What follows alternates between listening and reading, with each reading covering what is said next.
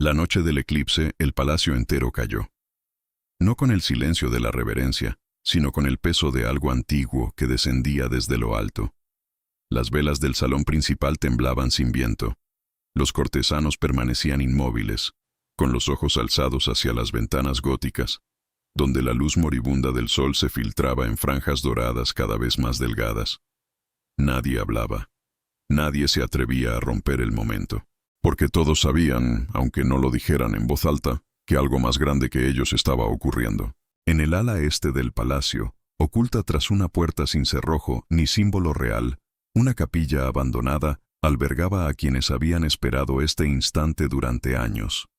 12 figuras encapuchadas, arrodilladas en círculo sobre el piso de piedra fría, con las manos entrelazadas y los labios murmurando palabras que no pertenecían a ninguna liturgia reconocida. Frente a ellas, sobre un altar improvisado con madera carcomida, descansaba un manuscrito abierto.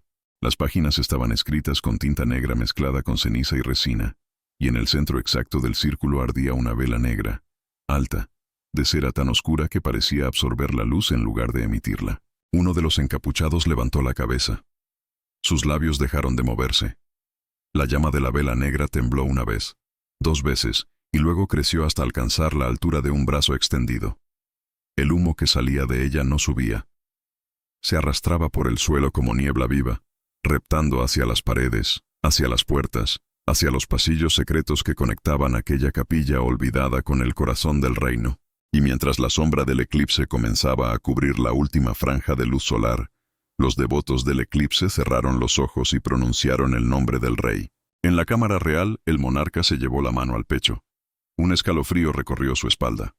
Sus consejeros lo miraron con preocupación, pero él les indicó con un gesto que todo estaba bien, aunque no lo estaba.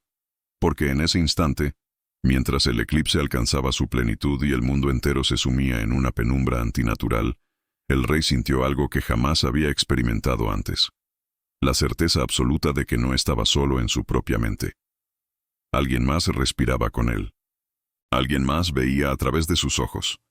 Y cuando el eclipse comenzó a retirarse y la luz regresó lentamente al salón, el rey tomó la primera de muchas decisiones que nadie lograría entender.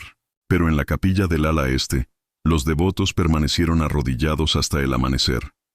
Inmóviles, silenciosos, con las manos aún entrelazadas y los ojos cerrados, porque sabían que lo que habían comenzado esa noche no terminaría con el eclipse. Apenas había empezado. Y el reino, sin saberlo, ya no pertenecía a su rey. Pertenecía a la sombra que ahora lo guiaba. Antes de continuar, dime en los comentarios desde dónde estás viendo este relato. Algunos lugares guardan secretos, y quizá donde tú vives también hubo una historia así. Escribe tu país y tu ciudad abajo. Quiero saber desde qué rincón del mundo estás escuchando estas voces olvidadas. El año era 1789, y el reino vivía una calma que nadie se atrevía a cuestionar. Las cosechas habían sido abundantes. Las fronteras permanecían en paz.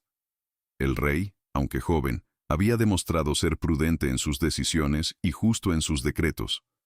Los cronistas de la corte escribían con orgullo sobre la estabilidad del reinado, y el pueblo común lo veía como un monarca bendecido por la providencia. Pero lo que nadie sabía era que, bajo esa calma aparente, algo antiguo y paciente había comenzado a moverse. Los devotos del eclipse no eran una secta reciente.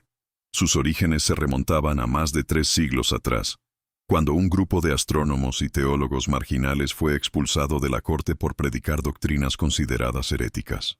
Según ellos, los eclipses no eran simples fenómenos celestes, sino fracturas en el orden divino, momentos en los que el velo entre el mundo visible y el mundo oculto se volvía tan delgado que aquellos con el conocimiento adecuado podían atravesarlo. Y no solo atravesarlo, podían influir en lo que ocurría del otro lado. Durante generaciones, los devotos vivieron en las sombras, escondidos entre monjes, escribas, maestros de obra y sirvientes de palacio. No buscaban poder visible, no aspiraban a tronos ni a títulos. Lo que buscaban era algo mucho más profundo, la capacidad de moldear el destino del reino sin que nadie supiera que estaban allí. Y para lograrlo, necesitaban 2 cosas: un eclipse lo suficientemente largo para completar el ritual, y un rey lo suficientemente vulnerable para ser alcanzado. El eclipse de 1789 fue anunciado con meses de anticipación. Los astrónomos reales calcularon su duración con precisión, 6 minutos y 40 segundos de oscuridad total. La corte lo celebró como un espectáculo celestial digno de ser recordado en las crónicas. Se organizaron banquetes, se compusieron poemas, se encargaron pinturas conmemorativas. Pero mientras el reino se preparaba para admirar el cielo, los devotos se preparaban para algo completamente distinto. Infiltraron el palacio con una paciencia meticulosa, un escriba aquí, un confesor allá, un guardia de confianza en el ala este. Cada uno de ellos había sido iniciado en los secretos de la orden, y cada uno sabía exactamente qué hacer cuando llegara el momento. No hubo conspiraciones ruidosas. No hubo traiciones evidentes. Solo movimientos pequeños, casi imperceptibles, que poco a poco fueron acercando a los devotos al corazón del poder. Y el rey, ajeno a todo, continuó gobernando con la confianza de quien cree que sus decisiones son completamente suyas. Confiaba en sus consejeros, confiaba en sus generales, confiaba en la estabilidad que lo rodeaba. Y esa confianza, esa certeza tranquila de que todo estaba bajo control, fue exactamente lo que los devotos necesitaban para actuar. Porque el ritual del eclipse no requería violencia, no requería veneno ni acero.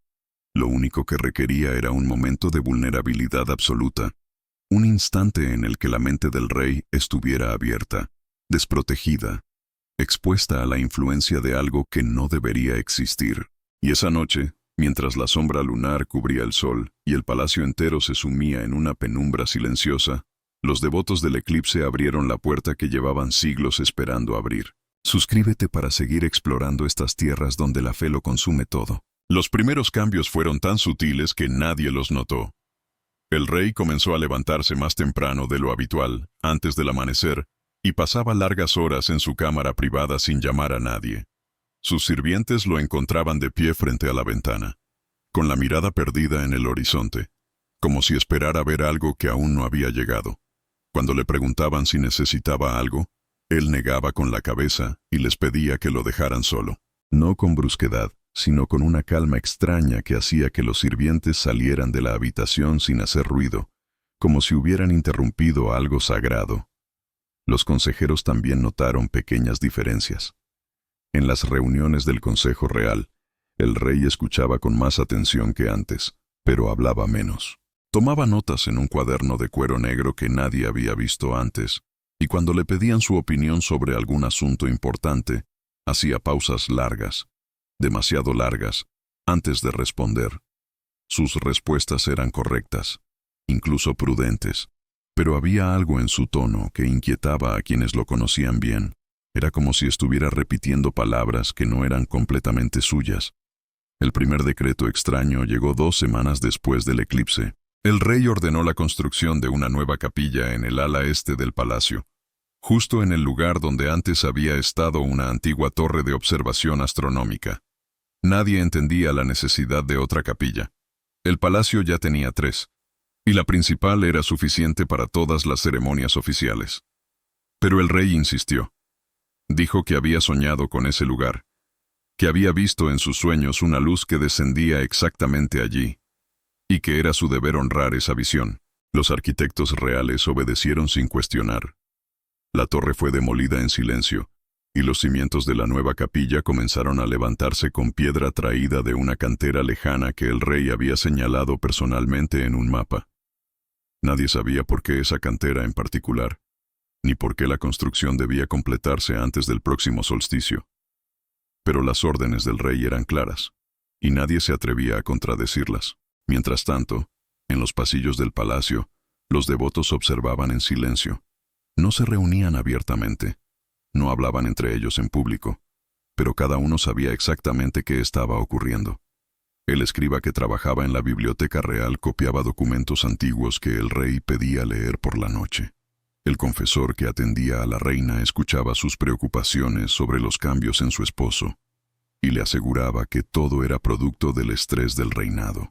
El guardia que vigilaba la puerta del ala este dejaba pasar a ciertas personas sin registrar sus nombres en el libro de visitas. Todo estaba conectado, todo formaba parte del plan, y el rey, sin saberlo, estaba ayudándolos a construir exactamente lo que ellos necesitaban. Pero no todos en el palacio eran ciegos a lo que estaba ocurriendo.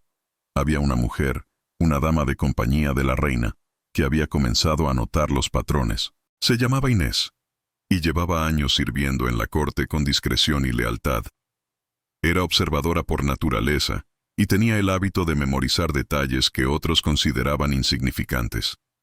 Y últimamente, esos detalles habían comenzado a formar una imagen inquietante.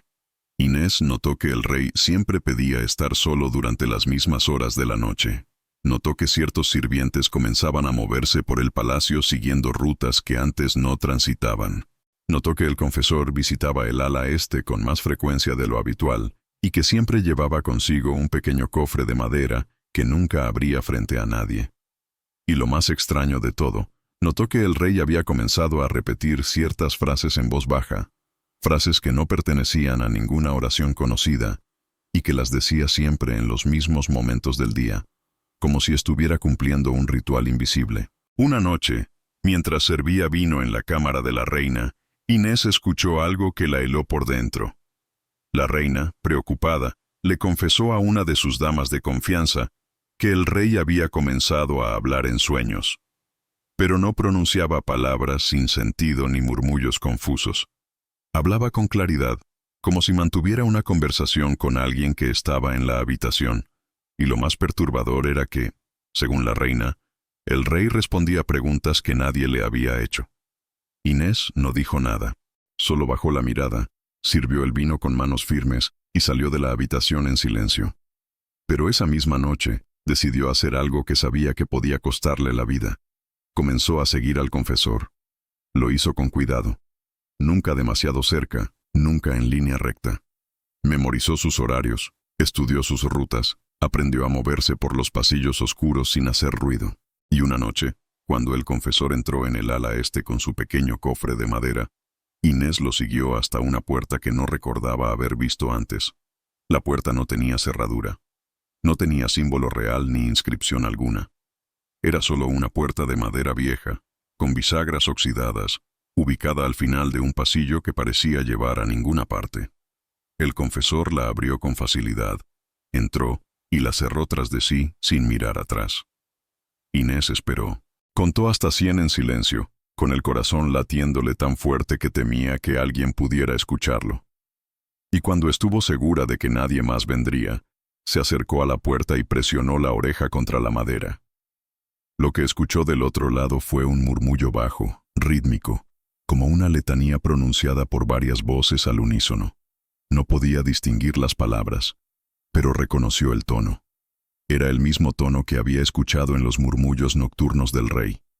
Inés se apartó de la puerta, respiró hondo, y supo, con una certeza que le recorrió el cuerpo como un escalofrío, que lo que estaba ocurriendo en ese palacio no era obra de la providencia, era obra de algo mucho más oscuro, y el rey no estaba a salvo. Inés no durmió esa noche. Permaneció acostada en su pequeña habitación del ala de servicio, con los ojos abiertos en la oscuridad, repasando una y otra vez lo que había escuchado detrás de aquella puerta. Las voces, el murmullo rítmico, el tono idéntico al que el rey pronunciaba en sueños. Todo encajaba de una manera que la hacía sentir observada, incluso en la soledad de su cuarto. Sabía que no podía hablar de esto con nadie.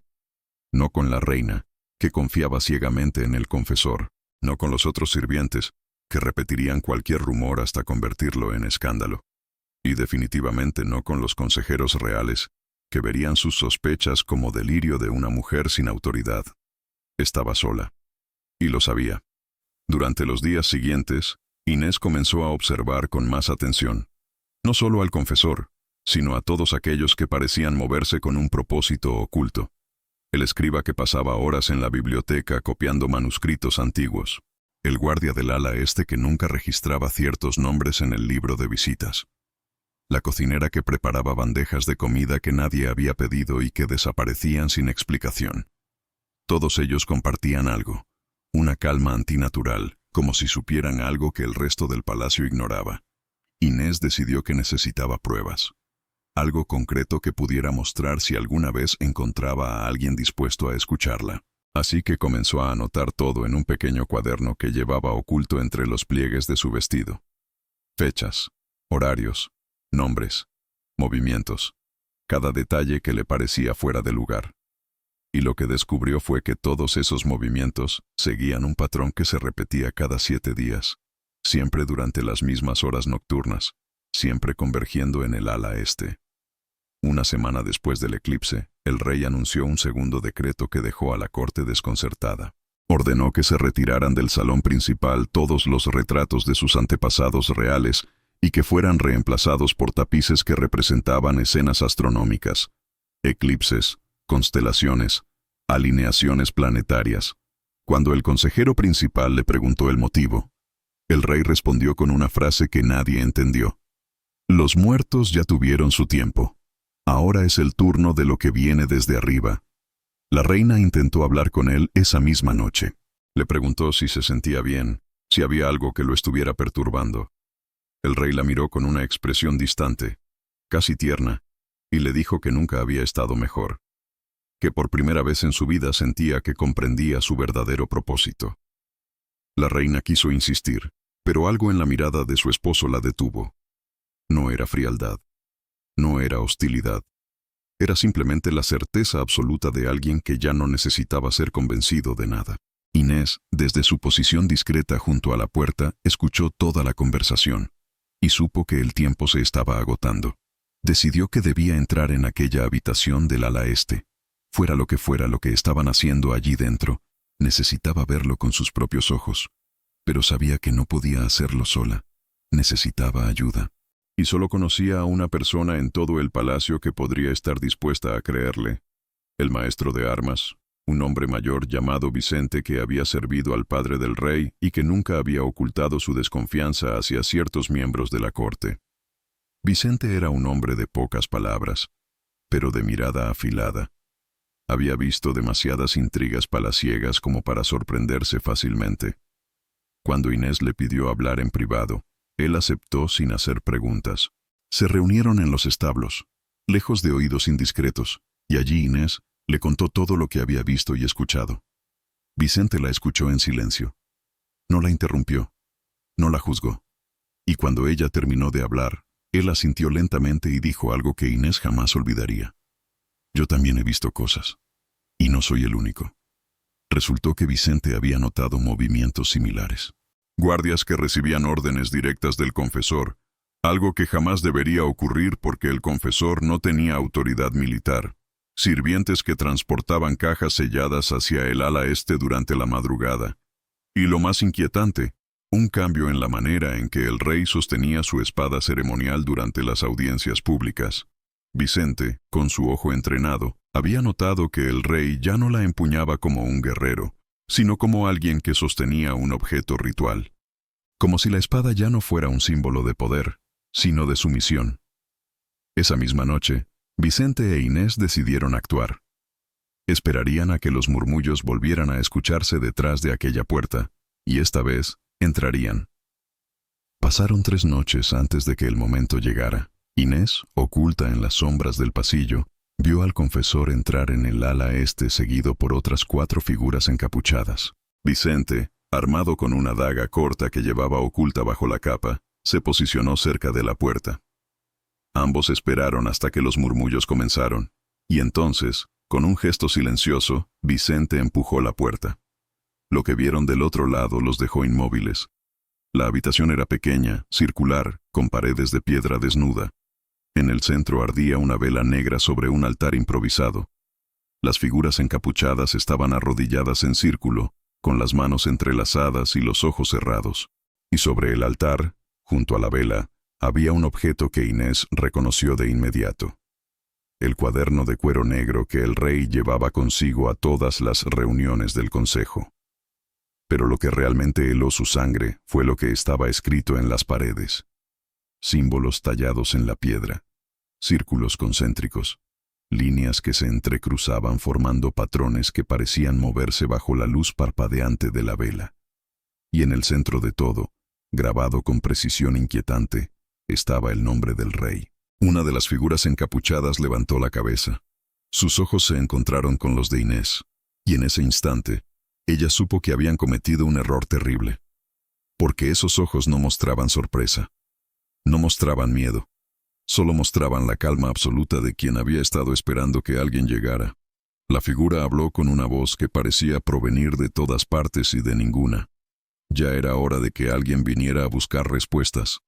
Y la puerta se cerró tras ellos con un golpe seco. Vicente llevó la mano a la daga, pero antes de que pudiera desenvainarla, una de las figuras encapuchadas levantó la palma en un gesto que no era de amenaza, sino de advertencia. No hubo violencia, no hubo gritos, solo un silencio tan denso que Inés sintió que el aire mismo se había vuelto pesado. La figura que había hablado se puso de pie lentamente, con movimientos medidos, y se quitó la capucha con una calma que helaba más que cualquier arma. Era el confesor. Su rostro no mostraba ira ni sorpresa, solo una expresión de paciencia infinita, como la de alguien que ha esperado este momento durante años y sabe exactamente cómo va a desarrollarse. Miró a Inés primero, luego a Vicente, y finalmente volvió a hablar con esa voz que parecía provenir de un lugar más profundo que su garganta. No han venido aquí por accidente.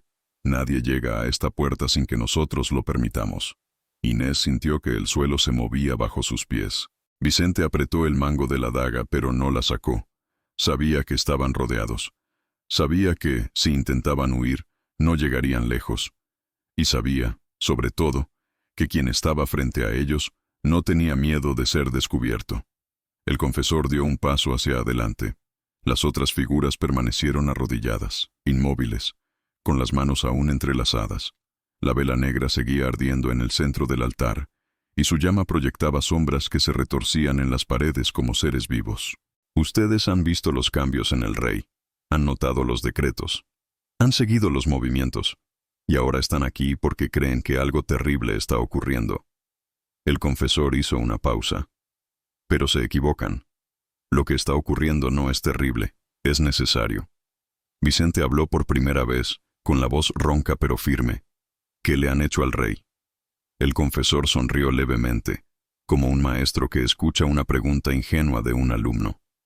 No le hemos hecho nada que él no haya aceptado. El rey sigue siendo el mismo, solo que ahora ve lo que antes no podía ver, escucha lo que antes no podía escuchar, y toma decisiones que antes no habría tenido el valor de tomar. Inés dio un paso al frente, con las manos temblando pero la mirada firme. Ustedes lo han corrompido, lo han convertido en su títere. El confesor negó con la cabeza lentamente. No, lo hemos liberado. Durante siglos, los reyes de este reino han gobernado ciegos, guiados por consejeros miopes que solo ven lo inmediato. Guerras por fronteras, alianzas por oro, decisiones que solo benefician a los vivos de hoy, sin importar lo que ocurra mañana. Nosotros vemos más allá, vemos el ciclo completo. Y sabemos que hay fuerzas en este mundo que no se inclinan ante coronas ni cetros. Fuerzas que deben ser honradas, comprendidas, integradas. Las palabras del confesor flotaban en el aire como humo denso. Inés sintió que cada frase se clavaba en su mente, no con la fuerza de una amenaza, sino con la insistencia de algo que intenta convencer. El eclipse no fue un accidente, fue una señal, y nosotros, los devotos, hemos esperado durante generaciones para responder a esa señal. No buscamos destruir el reino, buscamos guiarlo hacia su verdadero propósito. Y el rey, ahora, es el puente entre lo que este mundo conoce y lo que aún no comprende. Vicente escupió al suelo. Hablas como un hereje, como alguien que ha vendido su alma a algo que no tiene nombre. El confesor no se inmutó, solo inclinó la cabeza ligeramente, como si estuviera considerando las palabras con seriedad. Hereje es quien desafía la fe dominante, pero nosotros no desafiamos nada, simplemente recordamos lo que otros han olvidado, que el cielo no es estático, que las sombras tienen propósito, y que los eclipses no son castigos, sino oportunidades. Inés respiró hondo. Sabía que necesitaba mantener la calma. Sabía que, Si mostraba miedo, perdería cualquier oportunidad de salir de allí con vida.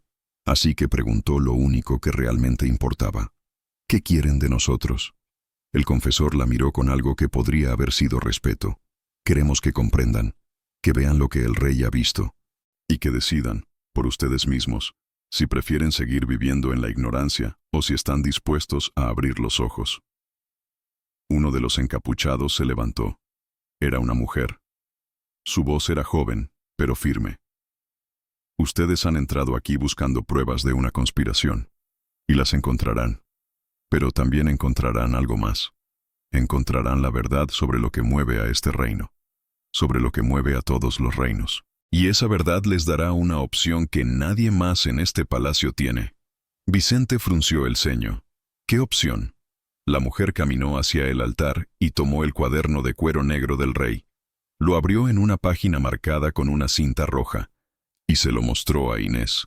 Lo que estaba escrito allí no eran decretos reales, no eran notas sobre política o estrategia, eran diagramas, círculos, fechas, alineaciones celestes.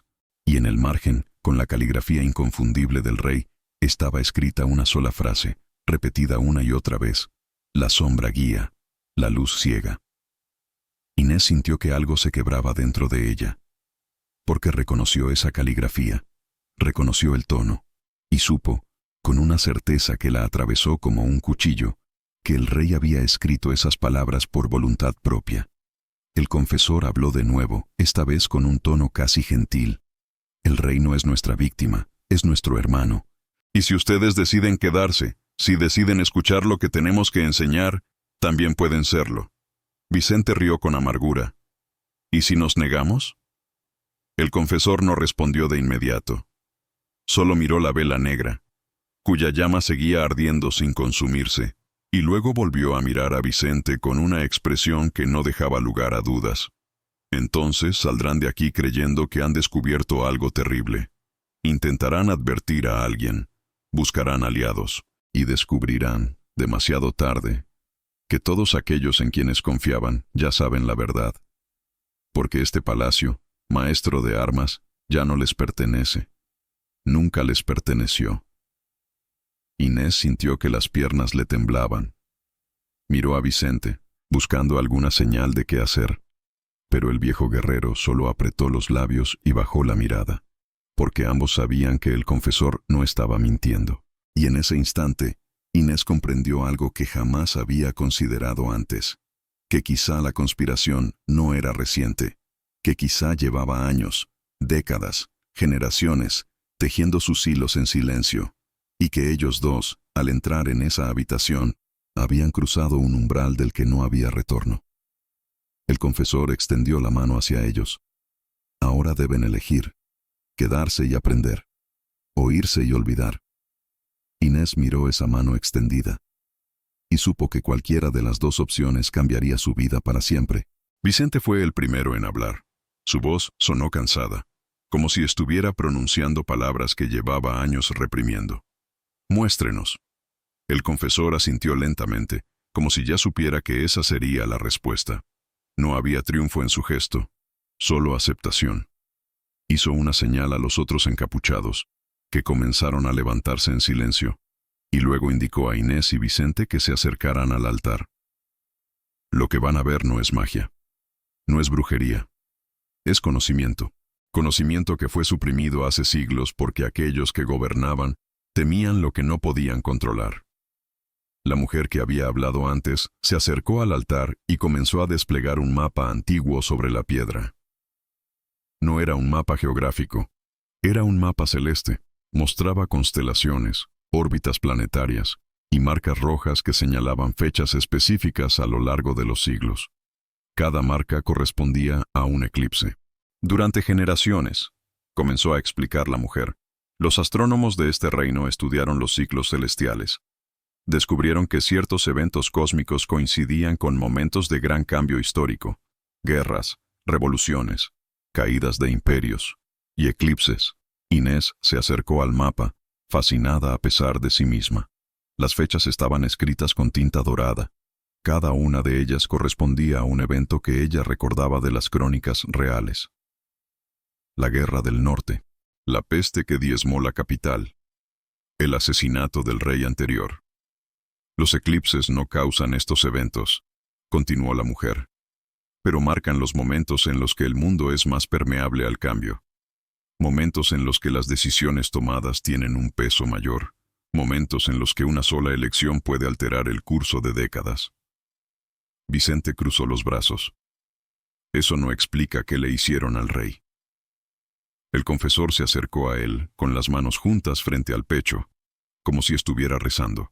No le hicimos nada, le mostramos. Durante meses antes del eclipse, lo preparamos. No con drogas ni con engaños, con enseñanza. Le mostramos este mapa, le explicamos los ciclos, le enseñamos a leer las señales que otros ignoran. Y cuando llegó el eclipse, cuando la sombra cubrió el sol y el mundo entero se detuvo, le dimos la oportunidad de ver lo que ningún rey antes que él había visto. Inés sintió un escalofrío recorrerle la espalda. ¿Qué vio? El confesor la miró directamente a los ojos. Vio el reino como realmente es. No como una construcción humana hecha de leyes y fronteras, sino como parte de un ciclo mucho más grande. Vio que cada decisión que toma resuena más allá de su reinado. Vio que hay fuerzas en este mundo que no responden a coronas, sino a patrones. Y vio que, si aprendía a leer esos patrones, podría guiar al reino hacia algo más grande que cualquier victoria militar o tratado de paz. Vicente escupió de nuevo. Hablas como si el rey fuera un profeta. Pero lo que veo es a un hombre que ha perdido el control de su propia mente. Una de las figuras encapuchadas, un hombre mayor con barba gris, habló por primera vez. Su voz era grave, profunda, como el retumbar de una campana lejana. El control es una ilusión. Todos los reyes creen que gobiernan, pero en realidad son gobernados por el miedo. Miedo a perder el poder, miedo a ser traicionados, miedo a la muerte. Nosotros le quitamos ese miedo al rey. Y al quitárselo, le dimos algo mucho más valioso: claridad. Inés sintió que algo en su interior se resistía a creer lo que estaba escuchando. Pero al mismo tiempo, no podía negar que había una lógica inquietante en todo aquello. Los decretos extraños del rey, su calma antinatural, su manera de hablar como si viera algo que otros no podían ver. Todo encajaba si aceptaba la premisa de que el rey realmente había cambiado. No por manipulación, sino por comprensión. Pero eso no significaba que fuera correcto. ¿Y qué hay de nosotros?, preguntó Inés, con la voz más firme de lo que esperaba. ¿Qué esperan que hagamos ahora que sabemos esto? El confesor sonrió levemente. Esperamos que hagan exactamente lo que ya estaban haciendo. Observar. Pero ahora, con ojos abiertos. Ya no como sirvientes que siguen órdenes sin entenderlas, sino como testigos de algo que cambiará el rumbo de este reino para siempre. La mujer se acercó a Inés y le entregó un pequeño libro encuadernado en cuero oscuro. Era delgado, casi insignificante, pero cuando Inés lo abrió, vio que estaba lleno de diagramas, anotaciones y símbolos idénticos a los que había visto tallados en las paredes de esa habitación. Este libro, dijo la mujer, contiene lo que hemos aprendido a lo largo de generaciones. No esperamos que lo comprendan de inmediato, pero si deciden leerlo, si deciden estudiar lo que hemos estudiado, entonces comenzarán a ver el mundo como nosotros lo vemos. Y cuando eso ocurra, comprenderán por qué el rey ha cambiado, y por qué ese cambio es necesario. Vicente miró el libro con desconfianza. ¿Y si nos negamos? El confesor no respondió de inmediato. Solo caminó hacia la vela negra y la observó en silencio, como si estuviera meditando. Luego, sin mirar atrás, habló con una voz que sonaba más triste que amenazante. Entonces saldrán de aquí con sus sospechas intactas. Intentarán advertir a alguien. Buscarán aliados. Y descubrirán que nadie les cree. Porque el mundo ya ha decidido que el rey es sabio, que sus decisiones son prudentes, y que aquellos que cuestionan su juicio son, simplemente, desleales. Inés sintió que el peso de esas palabras la aplastaba. Porque sabía que el confesor tenía razón. Si salían de esa habitación y trataban de exponer lo que habían visto, nadie los escucharía. Serían tachados de traidores. Serían arrestados. Y quizá, peor aún, serían olvidados. Miró a Vicente. El viejo guerrero tenía la mandíbula apretada, los ojos fijos en el suelo. Sabía que él estaba pensando lo mismo. Finalmente, Vicente habló, con una voz que sonaba derrotada pero no quebrada. Nos quedaremos. Pero no porque creamos en ustedes, sino porque necesitamos entender qué está pasando realmente. El confesor asintió. Esa es la única razón válida para quedarse. Inés apretó el libro entre sus manos. Sintió el cuero áspero contra su piel, y supo que, al aceptarlo, había cruzado una línea invisible. Ya no era solo una dama de compañía, ya no era solo una observadora, ahora era parte de algo que no comprendía, algo que la aterraba, pero algo que, al mismo tiempo, la llamaba con una fuerza que no podía ignorar. El confesor extendió la mano hacia la puerta. Pueden irse, pueden regresar cuando quieran, y cuando estén listos, volveremos a hablar. Inés y Vicente salieron de la habitación en silencio. La puerta se cerró tras ellos con un susurro suave. Y mientras caminaban por los pasillos oscuros del palacio, ninguno de los dos dijo una palabra. Porque ambos sabían que nada volvería a ser igual. Durante las semanas siguientes, Inés no pudo dejar de pensar en el libro. Lo guardaba oculto entre sus pertenencias, envuelto en un paño de lino, como si fuera algo peligroso que podía quemarla si lo tocaba demasiado tiempo. Pero cada noche, cuando todos en el palacio dormían, lo sacaba, lo abría y leía. Al principio, no entendía nada. Los diagramas eran complejos, llenos de líneas y círculos que se entrecruzaban formando patrones que parecían no tener sentido. Las anotaciones estaban escritas en un lenguaje técnico que mezclaba astronomía, teología y filosofía de una manera que la desconcertaba. Pero poco a poco, con cada página que pasaba, comenzó a ver algo. No una revelación repentina, sino una comprensión gradual, como cuando los ojos se acostumbran a la oscuridad. El libro hablaba de ciclos, de cómo todo en el mundo seguía patrones predecibles si uno sabía dónde mirar, de cómo los eclipses no eran eventos aislados, sino marcadores en un calendario cósmico que se repetía una y otra vez a lo largo de los siglos, y de cómo, según los devotos, aquellos que comprendían esos ciclos podían anticipar momentos de cambio, y si eran lo suficientemente sabios, aprovecharlos. Inés no sabía si creía en todo eso, pero no podía negar que había una lógica inquietante en todo aquello. Y lo más perturbador era que, mientras más leía, más comenzaba a ver esos patrones en el mundo que la rodeaba. Notó que los decretos del rey seguían un ritmo específico. Cada 7 días, exactamente. Notó que las reuniones del consejo se realizaban siempre en las mismas fases lunares. Notó que ciertos consejeros hablaban de maneras que parecían ensayadas, como si estuvieran siguiendo un guión invisible, y comenzó a preguntarse si todo eso era casualidad o si realmente había algo más grande en juego.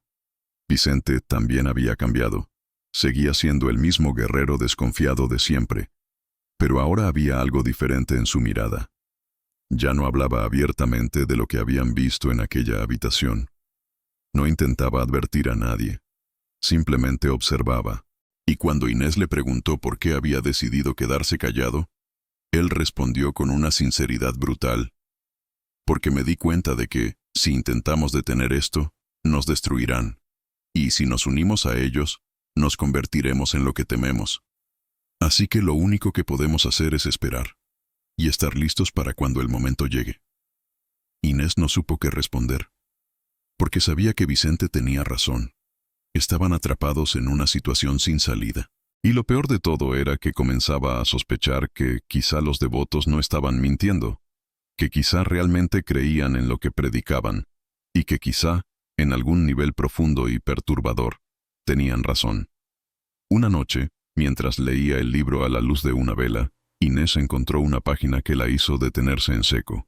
Estaba marcada con una cinta negra, y en ella había un diagrama que mostraba un eclipse futuro. La fecha estaba escrita con tinta roja, el próximo solsticio de invierno, y debajo de la fecha había una nota escrita con caligrafía temblorosa. El segundo eclipse. El momento en que todo se define.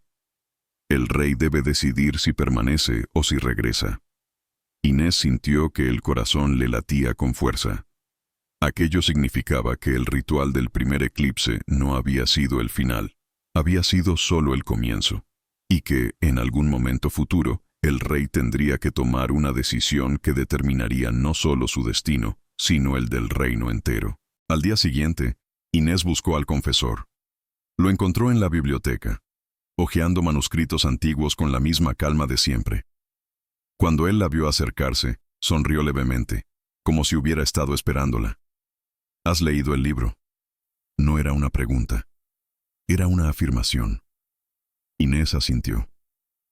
Quiero saber qué significa ese segundo eclipse. El confesor cerró el manuscrito que estaba leyendo y la miró con atención. Significa exactamente lo que crees que significa. El primer eclipse abrió la mente del rey. El segundo eclipse le dará la opción de cerrarla o de abrirla por completo. Y esa decisión no solo lo afectará a él, afectará a todos los que lo rodean, a todos los que han visto lo que él ha visto, a todos los que han comprendido lo que él ha comprendido. Inés respiró hondo. ¿Y si decide cerrarla? ¿Si decide regresar a como era antes? El confesor la miró con una expresión que parecía mezclar compasión y tristeza. Entonces habremos fallado, y el reino volverá a caer en la ceguera que lo ha gobernado durante siglos. Pero no creo que eso ocurra, porque el rey ha visto demasiado, ha comprendido demasiado, y una vez que alguien comprende la verdad, es casi imposible que vuelva a vivir en la mentira. Inés sintió un escalofrío. ¿Y nosotros? ¿Qué se supone que debemos hacer? El confesor se acercó a ella y le puso una mano en el hombro. Su toque era firme, pero no amenazante. Deben decidir, al igual que el rey, al igual que todos nosotros. Deben decidir si están dispuestos a ver el mundo como realmente es, o si prefieren seguir viviendo en la ilusión de que todo está bajo control. Inés apartó la mirada. Sabía que el confesor tenía razón. Sabía que ya no podía fingir que no había visto lo que había visto, que no había leído lo que había leído. Y sabía que, tarde o temprano, tendría que tomar una decisión que cambiaría su vida para siempre. Esa noche, mientras regresaba a su habitación, se cruzó con la reina en uno de los pasillos. La reina la miró con una expresión preocupada, como si quisiera decirle algo pero no se atreviera. Finalmente, habló con una voz apenas audible. Inés, tú también lo has notado, ¿verdad? Los cambios en mi esposo. Las cosas extrañas que ocurren en el palacio. Dime que no estoy volviéndome loca. Inés sintió que algo se quebraba dentro de ella, porque sabía que la reina merecía saber la verdad. Pero también sabía que, si le decía la verdad, la pondría en peligro, y quizá, peor aún, la condenaría a vivir con el mismo peso que ella misma llevaba. Así que hizo lo único que pudo hacer. Tomó la mano de la reina, la apretó con suavidad, y mintió. Todo está bien, mi señora. El rey está bien. Solo está cansado. Nada más. La reina asintió. Pero Inés vio en sus ojos que no le creía, que sabía que algo estaba mal, pero que, al igual que todos en ese palacio, había decidido no hacer preguntas. Porque a veces, pensó Inés mientras se alejaba, la ignorancia es la única protección que tenemos contra la verdad. Y esa noche, mientras guardaba el libro de nuevo entre sus pertenencias, supo que su decisión estaba tomada. No iba a detener a los devotos. No iba a advertir a nadie. No iba a intentar salvar al rey. Iba a esperar, a observar, y a estar lista para cuando el segundo eclipse llegara. Porque sabía que, en ese momento, todo se definiría, y quería estar allí para verlo. El segundo eclipse llegó en el solsticio de invierno, tal como estaba escrito en el libro. Esta vez, el palacio no celebró. No hubo banquetes ni poemas, solo un silencio denso que se extendió por cada pasillo, cada habitación, cada rincón del reino.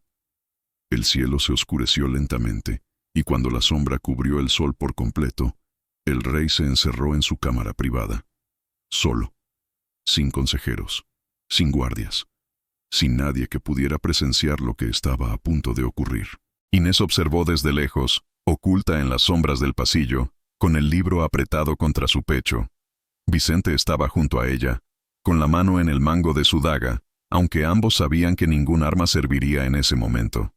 En el ala este, los devotos habían encendido la vela negra una vez más, pero esta vez no murmuraban. Esta vez solo esperaban.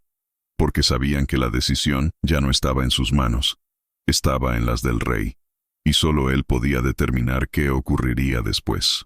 Cuando el eclipse terminó y la luz regresó al mundo, el rey salió de su cámara. Su rostro estaba pálido, pero sereno. Sus ojos brillaban con una claridad que Inés nunca había visto antes. Caminó con pasos firmes hacia el salón principal, donde todos los miembros de la corte lo esperaban en silencio. Y cuando llegó al trono, no se sentó. Solo miró a todos los presentes, uno por uno, como si pudiera ver a través de ellos.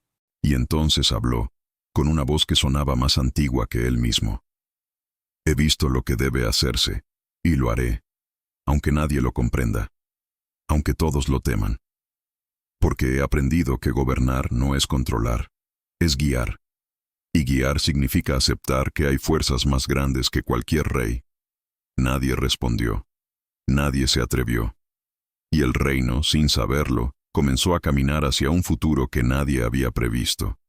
Un futuro escrito en las sombras. Un futuro que los devotos habían esperado durante generaciones. Y que ahora, finalmente, había comenzado. Comenta abajo qué sensación te dejó esta historia. Y comparte este video si la fe también te ha hecho temblar.